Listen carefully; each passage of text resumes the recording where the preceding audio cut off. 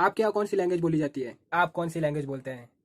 शायद आप हिंदी, मारवाड़ी, गुजराती या पंजाबी या फिर कोई और लैंग्वेज बोलते होंगे। लेकिन मैं आज आपको एक ऐसे गांव के बारे में बताने वाला हूँ जहाँ पे लोग संस्कृत बोलते हैं। हाँ, आम बोलचाल की भाषा में संस्कृत बोलते हैं। वहाँ पर बच्चों से लेकर बुजुर्गों तक, सब्जी बेचने वाले से लेकर पुजारी जी तक सभी संस्कृत समझते हैं। वहाँ पर लोग आपस में बातचीत भी संस्कृत भाषा में ही करते हैं। जहाँ एक और बुजुर्गों के ग्रुप को नदी किनारे वैदिक भजन गाते हुए सुना जा सकता है, वही दूसरी ओर युवकों को भी प्राचीन भाषा में बातचीत करते हुए देखा जा सकता है। और छोटे बच्चे भी आपस में बात करते हुए, झगड़ते हुए या फिर मैदान में खेलते हुए भी संस्कृत भाषा में ही बोलते हैं। अब आप सोच रहे होंगे कि ये गांव कौन सा है और ये गांव कहाँ पर है और इस गांव का नाम क्या है। तो इस गांव का नाम है माटूर। कर्नाटका के शिवमोगा डिस्ट्रिक्ट में आता है, जो कि बैंगलोर से लगभग 300 किलोमीटर दूर है। माटूर गांव तुंग नदी के किनारे पर बसा हुआ है और इस गांव में करीब 300 परिवार रहते हैं। माटूर गांव में एक केंद्रीय मंदिर और स्कूल है।